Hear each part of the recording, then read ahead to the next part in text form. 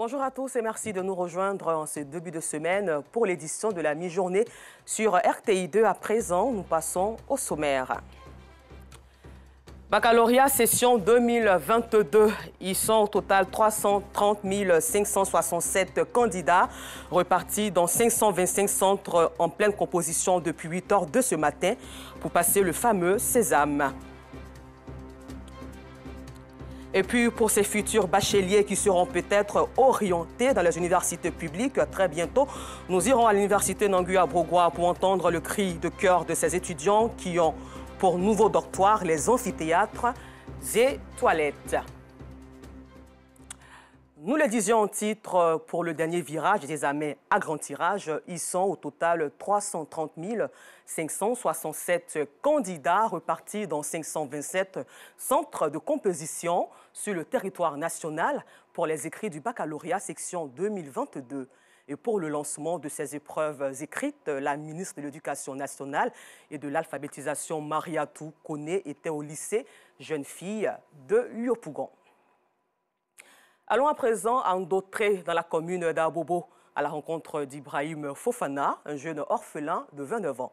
Sa vie et celle de ses frères a basculé dans la nuit du 21 au 22 juin, passée après la forte pluie qui a détruit malheureusement leur maison.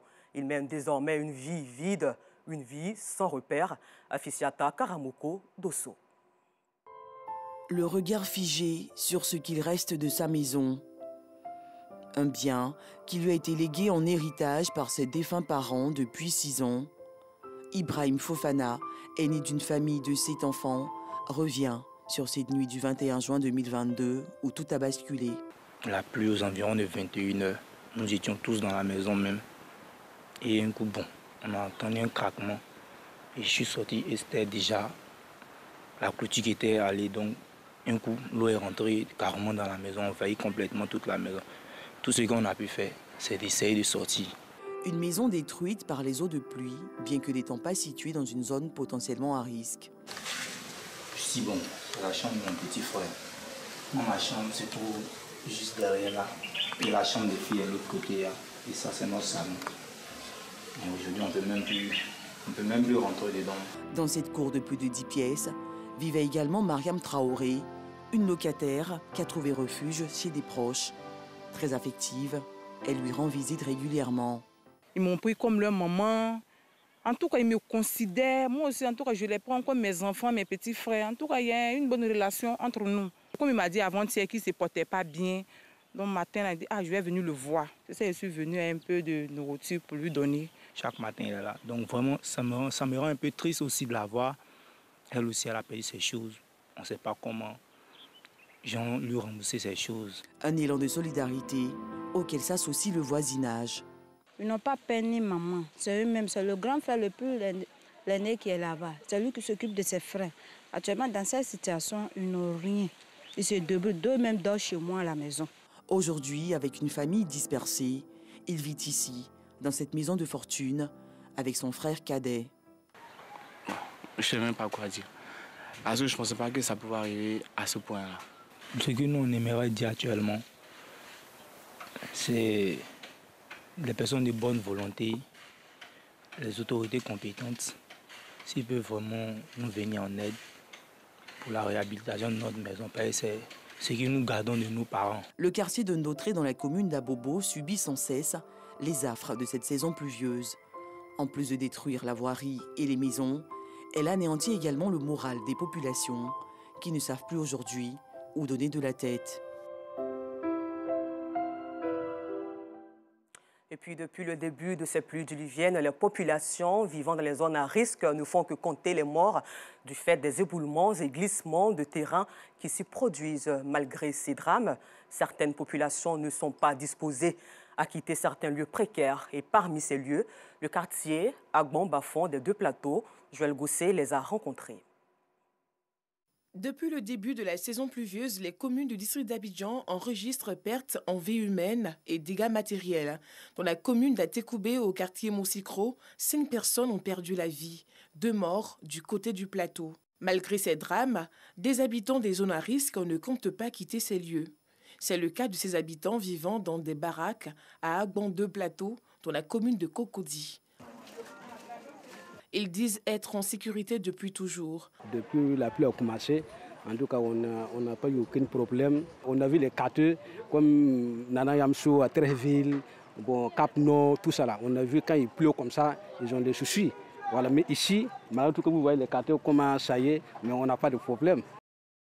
Nous-mêmes, vraiment, ça nous étonne. Ronald Gouba habite ce quartier avec sa petite famille depuis une vingtaine d'années.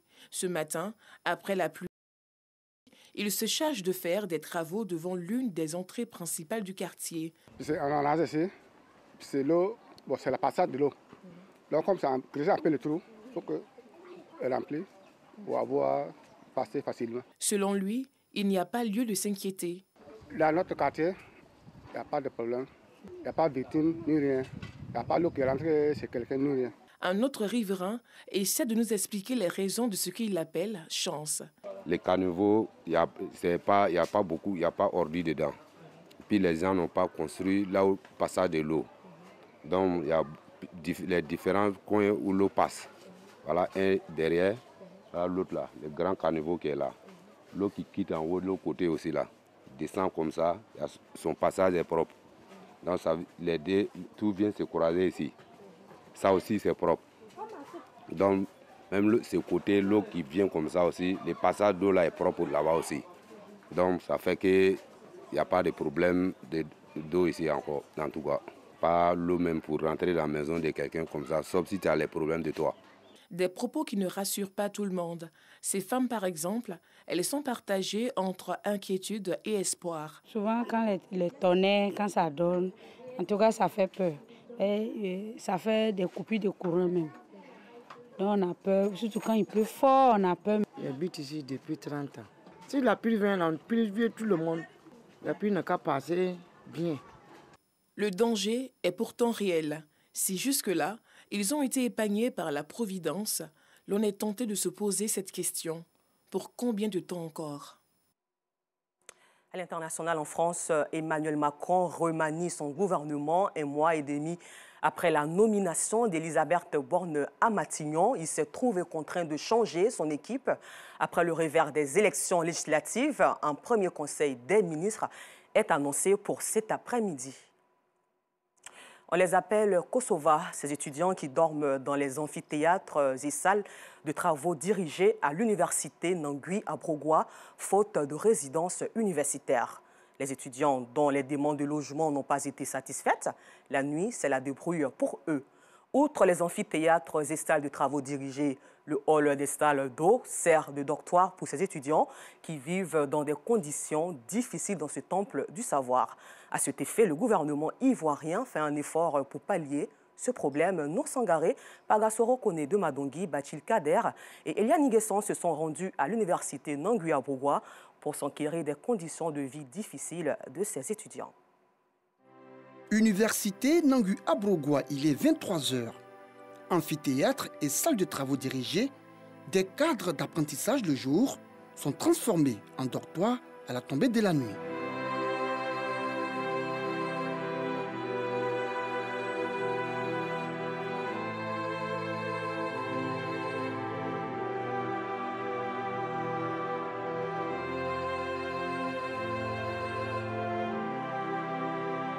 Ces étudiants, faute de résidence universitaire, ont décidé de dormir dans ces salles.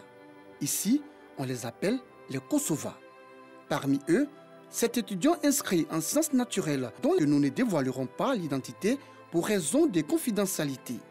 Ce soir, il n'a pu obtenir de la place à l'intérieur. C'est donc ici, derrière cet amphithéâtre, qu'il a élu domicile. J'ai déjà fait la demande de chambre en cité universitaire. Mais pour l'instant, on n'a pas encore reçu d'informations sur les résultats, si c'est disponible ou pas encore. Je suis obligé de me débrouiller ici. Dans cette université, tous les étudiants dont les demandes de logement n'ont pas été satisfaites. La nuit, c'est la débrouille pour eux. On est obligé. Il y a même des bêtes qui passent ici, qui tombent sur toi, il y a des salamandres partout. Il y a des barrages, il y a l'odeur qui empeste, mais on est obligé. Il y va de notre avenir. Nous sommes exposés à des cas de vol. Souvent, tu perds d'autres affaires. Tu ne peux que t'en prendre à toi-même. Tu ne peux pas trouver le voleur. Tu es obligé de faire comme ça.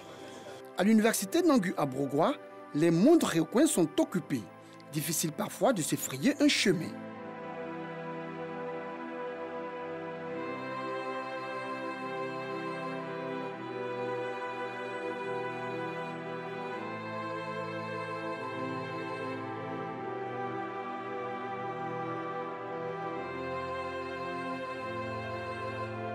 Les salles d'eau ne sont pas épargnées.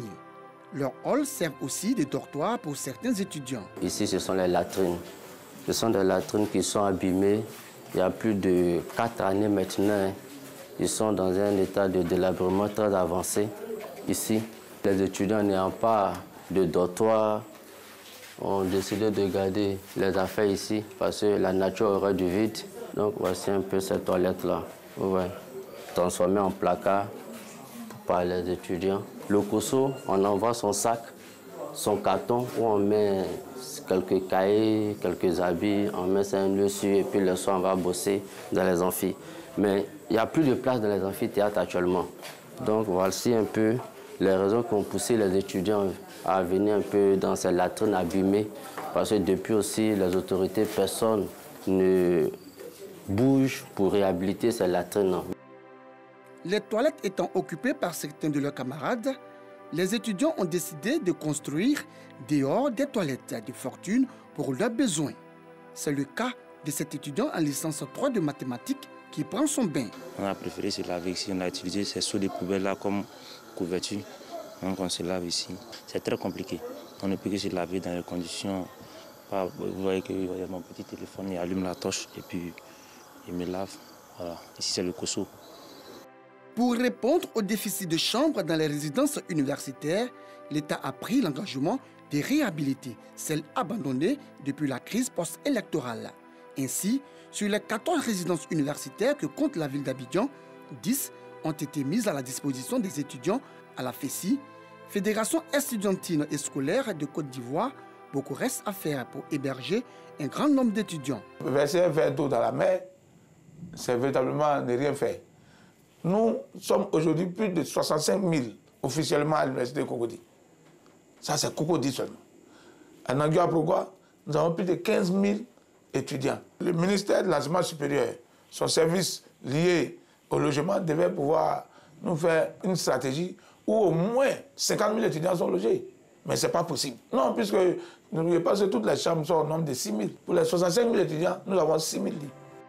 Pour Alla Sinclair, la situation que vivent les étudiants de l'université Nangu à Brogua est aussi propre à ceux de l'université Félix Houphouët-Boigny. Aujourd'hui, la FESI a 32 ans. 32 ans plus tard, on ne va pas rester là à casser les cités qui existent parce qu'on en veut d'autres. Au lieu de revendiquer tous les jours, nous sommes passés à une autre phase, de faire des propositions aux tenants du système éducatif. En ce qui concerne les logements, vu le nombre insuffisant par rapport aux infrastructures d'accueil en termes de dortoirs, nous avions dans le temps proposé à l'administration, au ministère de l'Enseignement supérieur, de créer de nouvelles résidences universitaires. Sur la question, Adama Diawara, ministre de l'Enseignement supérieur et de la Recherche scientifique, assure l'ensemble des étudiants quant à la volonté du gouvernement d'ouvrir les résidences restantes, mais surtout en construire pour le bonheur de ses apprenants. Non seulement les cités universitaires périphériques d'Abidjan qui restent, notamment à Bobo 1 et 2, Port-Boué 3, toutes ces cités-là vont bientôt ouvrir leurs portes. Et de la même façon, on a actuellement une nouvelle cité de 1200 lits qui est en construction à l'Université générale Union Guédé de Daloa et une autre de 2400 lits à l'Université Pelifro Gon-Coulibaly de Porogo. Mais également, nous avons actuellement dans les pipes un projet de financement avec la Deutsche Bank qui va nous permettre de construire des cités de 500 lits à Cocody, de 2000 lits à Bobo-Djamé et de 2000 lits à Boaké. Donc vous voyez que le gouvernement fait énormément d'efforts pour que les transferts sociaux soient revus dans le sens souhaité par tous les acteurs du système d'enseignement supérieur et de recherche scientifique. En attendant la réalisation de ce projet, bon nombre d'étudiants continuent de squatter les amphithéâtres et salles de travaux dirigées pour passer la nuit. C'est tout pour aujourd'hui. Merci à vous et à l'équipe de réalisation. Rendez-vous demain, 12h30 sur RTI2.